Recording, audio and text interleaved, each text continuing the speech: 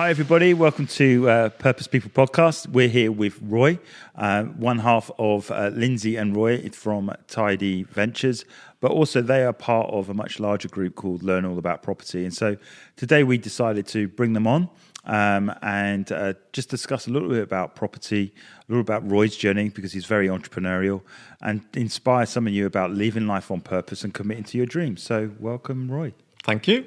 Pleasure to be here. Excellent. So, Roy, knowing your journey, you obviously in property and stuff, but you're very entrepreneurial and you've been around a lot of entrepreneurs. You've done a lot of different jobs and things like this. So, I guess, what was your first job? My first job was a gas engineer. Okay. Yeah, I was a gas engineer. I did the thing in life at that time whereby, you know, you left school, you got an apprenticeship, everybody was doing it, and I just did it. Applied, got the job. 3 years later, passed out all my qualifications, became a gas engineer. From that day onwards, I never felt settled. Okay. Yeah. For whatever reason, I couldn't explain it at the time, but I never ever felt settled in a job. I was told I did my job well. I was offered promotion a few times. I turned them all down. Didn't want promotion, believe it or not. Okay. Yeah, didn't want promotion. I was awarded and numerous awards. I had a real bad incident once where a block of flats was full of gas due to explode. Managed to get everybody out. It was wow! It was on bonfire night, believe it or not. Oh wow! And nearby there was a big bonfire. Yeah. And before you knew it, the head of British Gas sort of accommodated me, and I was in the press. Didn't like that type of limelight though, but I was proud of what I did, but I never felt settled. I just felt I had to do something for myself. Yeah. And I remember my uncle telling me at the time, because I was sharing that unhappiness, if you like, working for somebody else with my family. And my uncle turned around and said to me, look, people always need to have their hair cut. Why don't you become a hairdresser? And I thought, what? And he said, well, people always need food as well. Why don't you open a food shop? And in those days, you didn't have the big supermarkets like you do today. So ironically, I then had a big gas leak outside a spa, convenience food shop. And I got talking to the owner, didn't realize that it was a franchise type of business, spa. And I thought, yeah, that sounds okay. So, lo and behold, I ended up opening a chain of food shops and post offices, and I went into business that way. So you went into it, and you run a chain of businesses, and did you feel more in control of your life? Was that the difference? Did you feel that you weren't in control of what you're doing working for someone else, and now you being in charge, so to speak? Did that feel better? Is that what you think? I think that feeling started to come then, that I was in control of everything. Yeah. Looking back now, one of my mistakes was, I think, I never asked for advice or help. Okay. I'm a doer. I learn from my eyes and by doing things. Yeah. I'm not one to read books or go on courses, or I wasn't at that time. I wasn't very good at school. Not very good at all. Couldn't concentrate. My concentration levels were low. So when I started my business, I was umming and ahhing for a long time on whether to do it. And believe it or not, this is really true. My grandmother had cancer at the time, and I was very close to my grandmother because as a child, I had a disruptive childhood. My mother was ill a lot, so I was having to live with my grandmother a lot. Yeah. So my grandmother was like my second mum. My grandmother was actually dying, and I remember being in the room with her. She was in the bed, and we were on the sofa. And I was telling my parents that I was going to go for buying and opening a chain of food shops. Literally, my grandmother woke up and said, don't do it. Oh, wow. And then she went back to sleep, and an hour later, she passed away. So then, when I was thinking about doing this business, I kept seeing this thing with my grandmother. Yeah, of course, yeah. Don't do it. And I thought, oh, my God, what am I going to do? But I did it. I actually did it. And everyone was saying, are you mad? You've got a good job. You've been awarded, a couple of awards for doing things. You've been offered promotion. What are you doing? You're jacking everything in, going into heavily, going into debt to open a business. I didn't have any money to even really start that business. I remember actually going to all the banks, asking if they'd lend me the money to buy a shop and then turn it into what I wanted to. And they all said no, until this very, very old bank manager down in Carmarthen Way in Wales, very old school. I went to see him from NatWest Bank, and it was like, typically you went into a dark, dismal old room. That's right. Massive desk. Yeah. This old gentleman sitting behind the desk. He said, "Yeah, I'll lend you the money." And he lent me £150,000 at that time, which was like 30 years ago. Wow, yeah, significant sum. A lot of money. Yeah. And I did it. It was tough, yeah, because then the interest rates, believe it or not, at that time, I think it was 3 months after starting the business, I think interest rates went up to 15%. Yeah, I remember it was absolutely and I was, crazy. Oh my goodness, what is happening here? You know, what have I done? All my family's right. My grandmother's right. I should never have done it. Yeah. But I fought on and just carried on. So it's interesting because I have my mum's friend that she grew up with. The husband did exactly what you did, worked for British Gas, I don't know, right. and trained and whatever. Yeah. Weirdly enough, we used to go, I always remember going around their house. So we go to the house and it's a wreck. Like some houses, there was no roof on. And then we go and visit them again, and all of a sudden, 6 months later, he's done the property up. Subconsciously, I realised afterwards that's what he was doing. He was just doing up property and flipping them and moving on to the next one. But he said the hardest thing was to find gas engineers and put in central heating in. So he did it himself. So he started as a side hustle. Yeah. And he just built this property empire over a period of time where he ended up with a massive house on Southend-on-Sea, had a yacht, but he created the own lifestyle that he wanted to, but left on the apprentice. And I think what's interesting is there's that thing of progression whereby you make that decision and then you make that risk again. And it's dealing with those negative voices, and especially the situation where someone's on their deathbed and the last thing they say is don't do it. You're now in that situation whereby you're having to go against the grain. You're having to go against everybody's advice. So is that quite lonely? Did you end up finding other people that were doing that, or was it just something that you... No, it was a very lonely journey, but my parents were incredibly supportive. After I'd done it, they were incredibly supportive, I was literally working at that time 18 hours a day for 6 months. Oof. And the toll it was having on me was probably quite a lot. My parents could see that, so they offered to help and come and work in the shop, for a few hours so I could have some time out. But my dad was a structural engineer, and he worked for a very big company in the construction industry. And property was something I always had an interest in.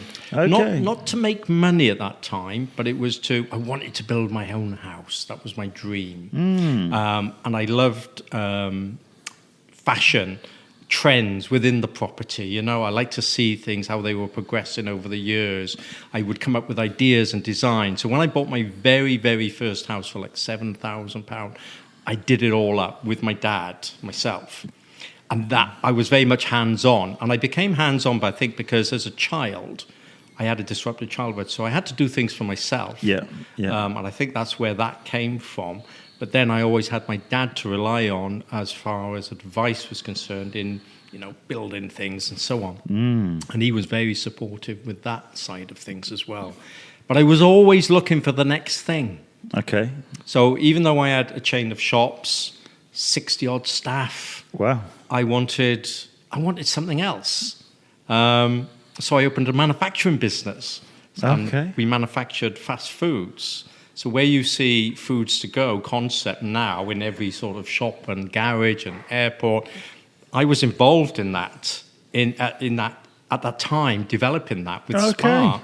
Yeah. And I was one of the first shops that brought that concept into my shops. One of my shops was 24 hours opening as well. And then before I knew it, people were sort of saying, "Oh, go and look at Roy's shop, see what he's doing." He's so quite pioneering. Yeah. And then before I knew it, I was like being involved with other people, like Richard Branson. I got to meet Richard Branson, as you know. Just let's explore that. So you got to meet Richard Branson. Why was that? Well, somebody put forward one of my shops as being quite, trendy, entrepreneurial.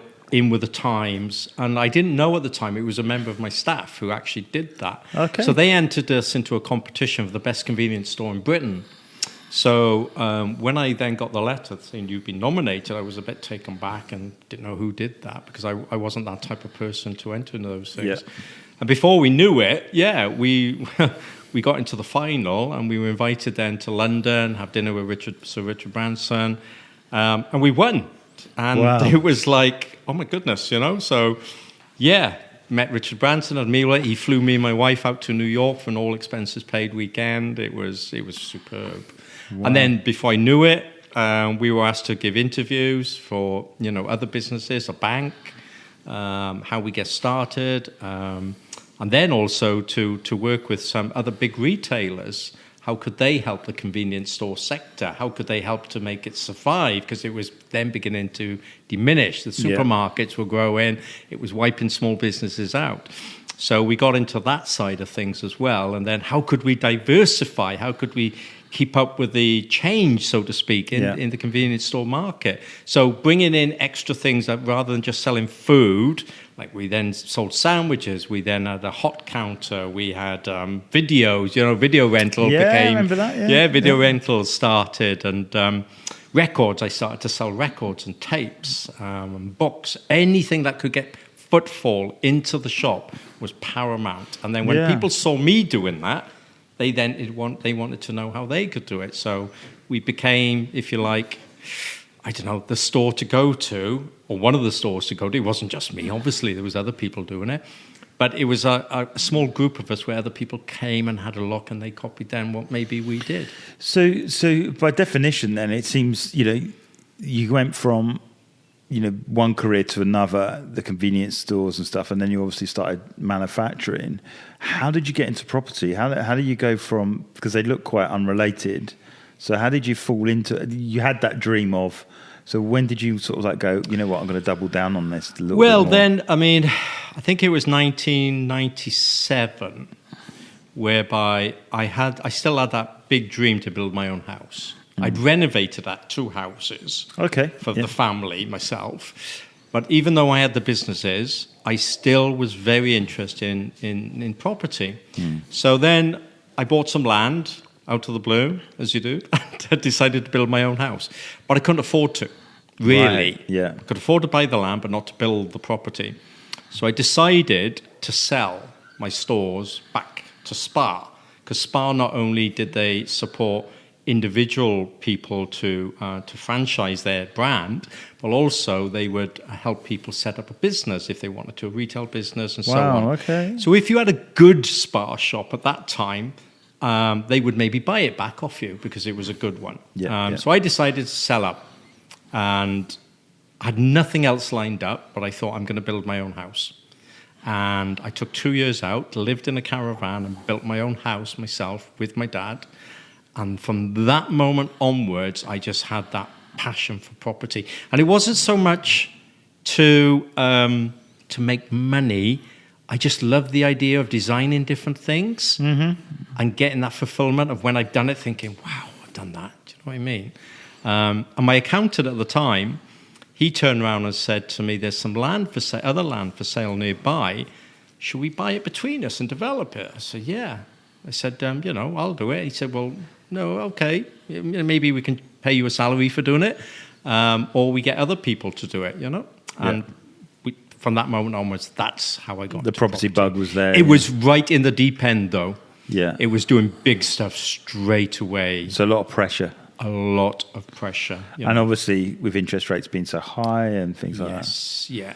I mean, they'd started to come down by that time. Yeah. But then, from 1997 onwards, everything was going great. People were asking me to build houses for them because they could see what we were building and selling.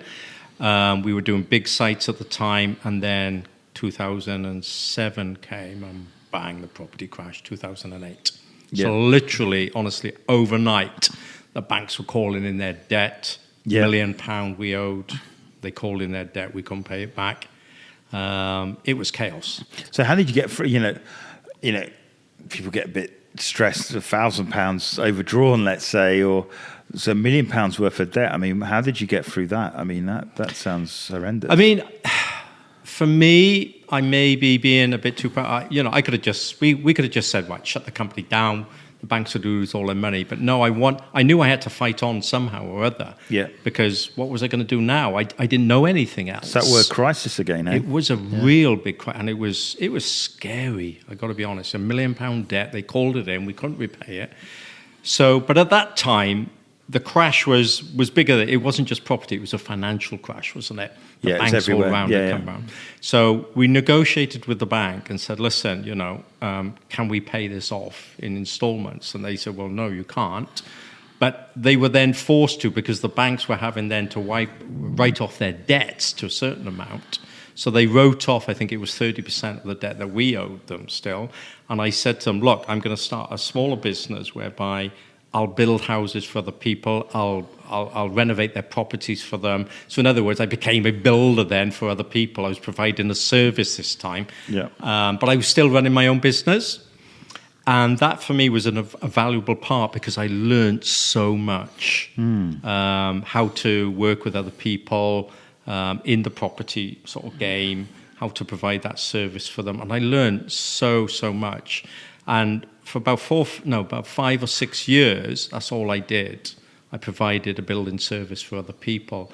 But again, I just felt I had to get back into doing it for myself. And my dream was, again, at that time, was to be able to buy houses, do them up to a very high modern standard and sell them. Yeah. And that's what I started to do whilst I was still serving other people and doing projects for them. Yeah. And although it was tough, buying houses myself and doing them up and then selling them, what really stood out for me was the fulfillment I got when first-time buyers or other people were buying the houses that I had refurbished, and how pleased they were with the quality of workmanship.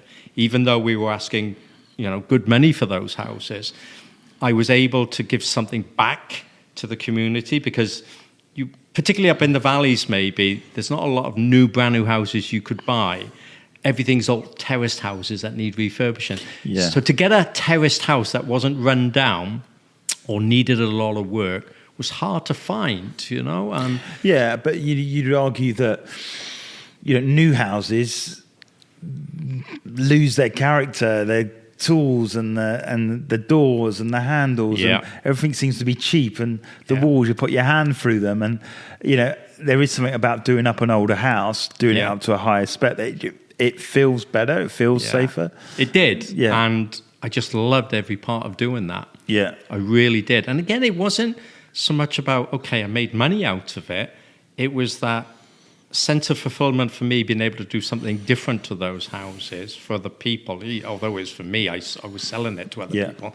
But those people, before I knew it, people were saying to me, "Oh, Roy, are you doing another one? Can I put my name down?" And I was, "Whoa, what's happening?" People were actually putting their names down to be maybe offered another house that I was doing. And I thought, there's a big market for this. Yeah, of course. A big market all of a sudden. And it just sort of took off from there, really. So obviously we talk about us being the purpose podcast, and it seems like you're living your purpose through property and helping people. Do you think that's why you're here? Do you know what? I mean, I've never thought of it like that, but now you've put that to me, yes. Yeah.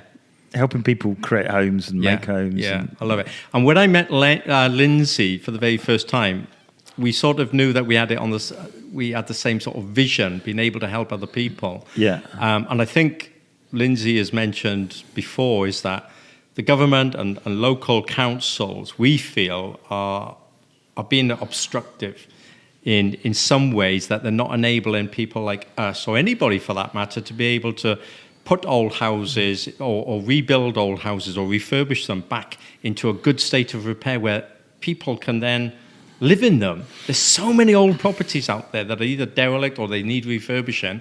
I mean, one story that we could tell you, recently, a year or so ago, we bought 4 terrace houses off the Housing Association. Wow, okay. Really cheap, and I mean dirt cheap. Yeah. And at the time we said to them, why on earth don't you refurbish them? Because there's a housing crisis. And they said, well, we can't afford to do it as cheaply as what you people normally can. And we thought, well, how weird is that? So we bought them cheap, and literally, after buying them, we could have sold them for double without doing a thing to them. Wow. Back to the market. So when you think that housing association, local governments, have got to, or they can't afford to do up houses to then be able to house people, it's crazy. Even if they were to say, to a builder, okay, look, here's a couple of houses, do you mind refurbishing them for us? Or whatever. The whole system for me is just backwards. Which is interesting, because obviously they don't step in and champion that these property developers are actually getting them out of a hole, in terms of what they're doing. And for me, what I've seen is that I'm a Liverpool Football Club fan. People that know now know. But I remember going to Anfield. So Anfield's quite a, as an area in Liverpool, it's not the best. Yeah. But the amount of money that's come into the club in the area and building the new stands, the whole area has been regenerated with new property. So the old terraced houses with the wooden, all battered up. And you've got 4 houses and there's one like with metal grids on the outside. All those houses are gone. It's literally like walking into a brand new housing estate, and you walk through, they've got big wide roads, and it transforms the area, and it lifts the area. And, the essence of, you do obviously, people do need to change their habits and their behaviours and stuff like that to regenerate an area. It's not just property. But the feeling you get walking to the ground versus when I was walking to the ground 15 years ago, it feels so much safer. Yeah. It feels much more open. And I think, when you're trying to regenerate an area, it's like these are the sorts of people the council should be talking to, like people like yourselves, and saying, how do we do this? And to turn around and say, oh, well, we can't do it as cheaply as you. Surely they bulk buy, it just seems incredible. It does, and it just didn't make sense to me at all. Yeah. It didn't make sense. And do you know what? Even though we bought those 4 houses off them, and then, we resold them to people who wanted to refurbish them themselves, we've also now got some land that we're now selling to the housing association, or possibly selling to them. So it just doesn't make sense why they're selling stuff instead of refurbishing it themselves. Yeah. And then they're looking to buy land from maybe us or even other people to then build houses on. It's like they're not educating themselves. It just seems crazy. Yeah. Absolutely crazy to me. And, But one of the things, going into where you are now in terms of your business, doing up houses with a higher spec and whatever, and that seems to be the, how do you put it, your signature on houses, is that you're using better materials. That, when you convert somewhere, it's a lot more high spec than the average house. When I look at that and I go, wow, as a sort of like property, when you do that and so people buy off you as opposed to a new home, for me, that attention to detail turns a house into a home. Yes. So essentially what you're doing is you're building homes, not houses. Yeah. Whereas I think where the council are at, they're just building houses because they've got a quota, they've been framed by the government, and they just want to do it quickly, cheaply, and turn it over. Whereas I think with you can still be even more competitive for them as prices, but you've taken the time to understand where to get the stuff from to make it have that wow factor. So whether it's a cash flow house, because I've seen some of those that you've done, or whether it's a purchasable house, once you walk into your house versus a new house, yours is a no-brainer. I can bang my hand on the wall and it's not going to go through it.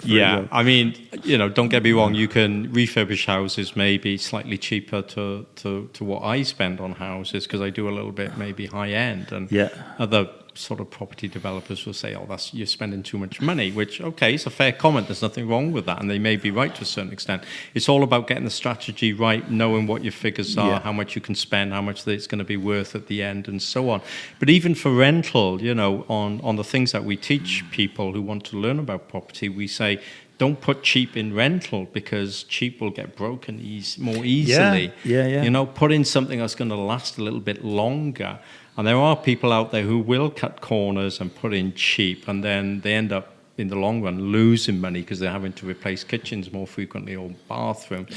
But also, if you can give a bit more better quality into a property, or put a better quality into a property, whether you're renting or not, that hopefully will give that person, as you say, it'll make them feel like that their rental property is a home, not just a house where they're staying in for the, short term. Yeah, and exactly. hopefully they'll look after it as well. Well, that's it. I mean, we rented a property, and the story that we were trying to buy it, and very last minute he did an about turn on us. And weirdly enough, that house is still empty. It's nearly 2 months now. I'm like, what is the guy doing? So I don't know what's going on there, but.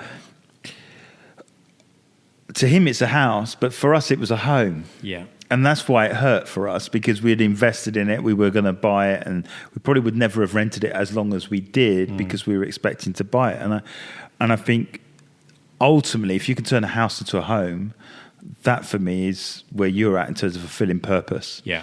You're giving people that sense of living in a space that they can sit down after a hard day's work and go, it doesn't matter whether they own it or not. It just feels much better than an average house that they've been chucked into by the council, so to speak. Yeah. It's funny because last week, I haven't told Lindsay this, but we sold a house 2 years ago, and the owner of the house got in touch with me last week through a text message and said how lovely the house was and how proud of it she is, and it's gorgeous. She's, it's her first home. And that for me was very, very rewarding. Now, the purpose of a text was also to find out, where do we buy this from? Where do we buy that from? Yeah. But for her to say or come across with those comments meant a lot, because I felt as though we had done what I'd set out to do, to turn that old, rundown, horrible terrace house into a beautiful home for somebody. And 2 years later, she's come back and texted me and said, do you know what? This house is absolutely stunning. Everything is still perfect working order. But she just wanted to know where to buy some kitchen units from, So, that for me was. And you do some interesting stuff with properties. I mean, the one property I know was quite an interesting one was that the fact that you bought a property with a tree. Oh yeah, growing in it. Can you tell us a little bit about that? Yeah. So when I was living with my grandmother. As a young teenager, there was this house in the street on the corner, and it was run down at the time. Wow! And I could remember, having a late night, drinking underage, 11:30 in the night, sitting outside on the curb with my mates. We were just sort of coming home from the local pub or whatever it was, and I was looking at this house, and I was thinking, do you know what? This is serious now. One day I'm going to buy that house. Wow! Okay. Now, that house had been empty for 35 years. Wow. And I think it was 4 years ago. My daughter, who also lives now in the street, we bought a house and did up for her. She rang me up and said, Dad, do you know this house? And I said, yeah. It's up for sale. I said, you're joking. She said, honestly, it's up for sale. I said, find out who's selling it. So hour later, she rang me back. I rang the agent. I said, can I view this house? And this guy said, well, yeah, but you can't go in. It's absolutely in a dreadful state. I said, it doesn't matter. I'll go and have a look. So I met him outside, and he said, listen, I said to him, have you had much interest? Yes, he said, but it's put everybody off. As soon as they've opened the door, it's put them off what they've seen inside. So I said, oh, great, okay. The worse, the better for me, because I know I've got a clean canvas to work from. Yeah. So he opened the door. He said, I'm not coming in with you. It's unsafe. So I went in the hallway. The floorboards were creaking. The joists had rotten. And then as I turned to the main lounge, there was this tree that had started growing from obviously the ground floor through the floorboards on the ground floor, up through the first floor, and then up through the roof of the house. It was in a tree house in every sense of the word. Yeah, tree house. It was like Jack and the Beanstalk type of thing, you know. And anyway, I made him an offer there and then. Made him an offer, and he's accepted it there and then, you know. And and we turned that house into a beautiful. It was a 3-bedder. We didn't build any extensions on it, but by reconfiguring it and thinking how a family would like to live, because it was quite a big house, terrace house, how people would like to live in there, we turned it into a 5-bedder, beautiful home. People in the street were sort of, oh my God, this is turning into something nice. There was a lot of interest as we were doing it. And then as soon as we put on Facebook that we were selling it, my God, we were absolutely inundated with inquiries. First viewing, sold full asking price. But my worry was, if I'm honest, was I was asking £25,000. No, hang about. It was for £30,000 above the price the estate agent was recommending. And I thought, is this going to, is the valuer from the bank mortgage company going to come along and downvalue it? Yeah, of course. That was my worry. But my philosophy was as well that this was going to be a home for somebody who wanted something a little bit extraordinary, ultra modern, had the money to maybe afford it. So anyway, the valuer, they said they were cash purchases, but they weren't really, because they had to apply for a mortgage. Anyway, the valuer came along, and I met him on site. He was a grumpy old man, and I thought, oh my God, he's going to downvalue it. You know what it's like? Yeah. Didn't really want to speak to me, didn't ask many questions. Then he went back to the estate agent. Estate agent rang me, and she said, Roy, never guess what, the valuer's there, and he's gobsmacked how nice this property is. He's never seen a property like it. He doesn't know how much to value it for. I said, really? She said, yeah. I said, is that a good sign or a bad sign? She said, let's wait and see. Anyway, he came back and he valued it for the full asking price that we wanted for it. And we sold it. And that's your secret to your sauce, so to speak. Doing up property at a high end, holding its value, and going the extra mile. That when people are buying a house, A, it lasts. But B, it does look different from a normal refurb. Yeah, it does. I mean, when people went in, and it's weird because I spent a lot of money on the kitchen in that house. We put designer lighting in there, we put designer radiators in there, a nice feature fireplace. And normally you find that when a woman comes and looks at a house, it's the kitchen they're very often drawn to as a focal point. But when I asked the lady who was actually buying it what she liked about the house, she said, I like the lights and the radiators more than anything. She said, so really? She said, yeah, they were just so unusual. I just loved them. And I thought, wow, how different things appeal to different people, But that was the first one we did the second one we did in that street. And I ended up doing another 5 after that in the same street. Wow, okay. So effectively, from a micro, you're regenerating an area. Well, that's what then happened, you see, because the estate agents were really chuffed with what the houses I was doing. They were selling straight away. But what was happening, the value of the prices in that street were going up and up and up. So some people were seeing how much we were selling houses for, really done up nice houses. And they were then trying to sell their houses for the same sort of price. But they hadn't done any refurbishment works. Wow. So it was backfiring a little bit for them. But it was working for me with what I was doing. So estate agent was, oh my goodness, Roy, we love what you're doing. The property price is going up. But now some people are struggling to sell their houses because they're being greedy then. They wanted more for offering less. And I said, well, this is my concept. This is what I'm trying to do, is create that nice home for people. It was working. And then we went into the next street below. We did some more, and it just went on from there. Yeah, and I think having obviously been to a few of the houses and been on a property tour with you for a day, because that's one of the things that Roy and everyone does that learn all about property, is you get a whole load of people together to see what the possibilities are, and you don't just talk the talk, you actually show them what you've done. We do. I mean, that's part of the training. We do what we call property tours. So we take people around and we show them the good, the bad, and the ugly. I mean, there are different strategies for different things.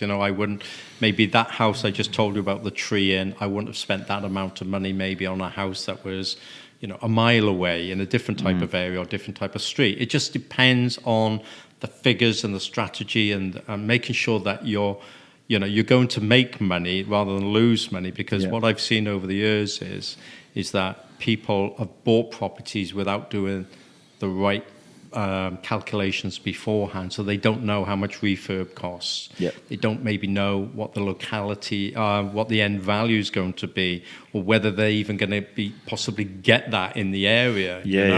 I mean, we've just completed one yesterday in a lovely area. And the estate agent went there this morning, and she was blown away with what we'd done to the property. So she said, you could ask X amount for it. Now, if we pick that property up and put it in London, it'd be worth 10 times as much.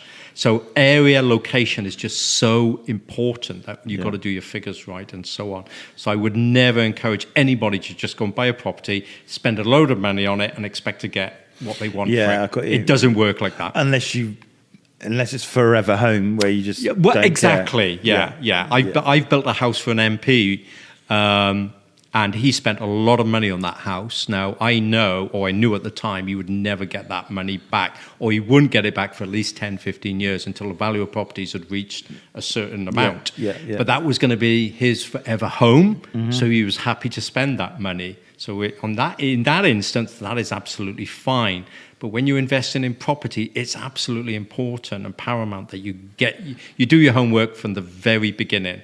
You don't buy something and then think it's all going to work, because it doesn't work like that. And one of the things that that what is great about what you guys do with Learn All About Property is that you educate people with the experience, with the mistakes, with all that stuff, and have the formulas of things in place to make any project that they get involved with profitable. Yeah. I think we say do property properly. Do property, profitably and properly. And profitably. Yeah. So and that's what you teach. So we talked about it with Lindsay, but there's a challenge coming up soon on the Facebook group. Learn All About Property. So if you search on Facebook, there is a group. If you click join, you'll get a list of questions. You'll get let into the group, and then is it the 24th of October? 24th of October for 5 days. 5 days. 12 o'clock midday, Yeah, so doing a property challenge at lunchtime for people that want to get on the market, but also people that want to change a career and stuff. So would you say property is a really good way to live a life of freedom? Yes, I mean, don't get me wrong. You've got to put the time, the effort, and the work into it. Yeah. And there is a lot of work. There's a lot of learning. So it's not passive then? No. I mean, I learned the hard way. I learned over many, many years what to do, how to do it. I had my dad to teach me certain things. What we teach now is obviously everything that we've learned. So between the four of us on this challenge, there's over 60 years of experience, combined experience. So we're able to offer people that. And we've been through property crashes. We've been through the good times. We've been through the bad times. Yeah. Whenever there's change, there's an opportunity. But you've got to know how to implement what that change is and understand how to do it. So even now with with what's happening around the world today, with the food crisis, the energy bill crisis, and everything else, change is happening. And we're changing our sort of formulas to make sure that things work in a different way. Yeah, because obviously with the what do you call it, with the energy crisis, that's a big play now, isn't it? I mean, is there anything that you guys do now which you weren't doing when you were building property maybe 5 years ago that's changed? Well, I mean, for example, if you're refurbishing a property to say Airbnb it or service accommodation it, okay, with the increase in energy prices now, you've got to account for that in your calculations. So whereas, it would be maybe, I don't know, £40 a month or whatever for gas, electric or whatever. Now it might be £120 a month. Yeah. So you've got to build that cost, that new cost, into your strategy. Is it going to work? It might be the best looking property in the world, but if the figures don't work in today's day, with the cost of living and so on, then it's you just can't do it. As much as you might be tempted to do it, you just can't do it. It doesn't work. So we teach people how to build these costs in more efficiently and to be savvy and account for them. Because what I've seen sometimes is that people will fall in love with a property and they'll make the figures work, which is the wrong thing to do. They'll say, oh, well, it won't cost me $40,000 to renovate it. I can do it for $35,000. But really, can you? Or you're just trying to convince yourself you can? We always say, no. Always cover every single cost that you can possibly think of and add more on.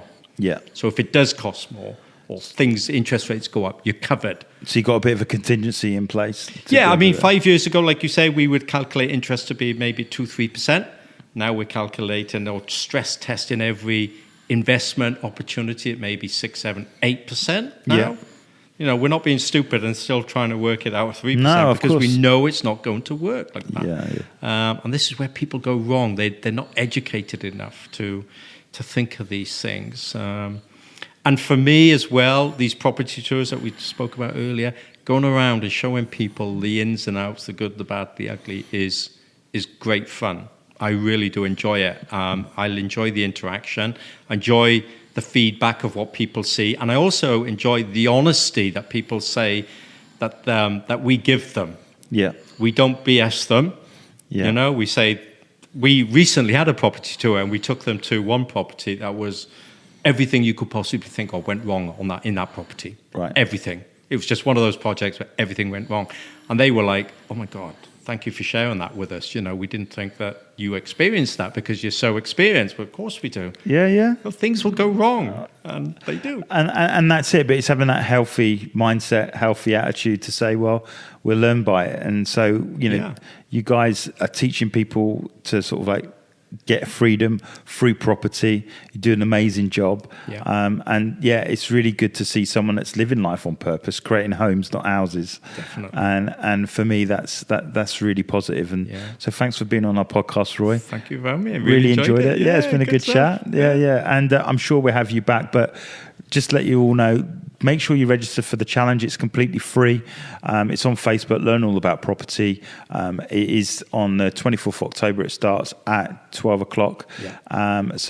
Use your lunch break to just help set some freedom up, really, for your life. And we really enjoyed having Lindsay as well. And I'm sure we'll get Debbie and Perry on at some point. But we wish you all the best with the challenge, and we'll see you soon.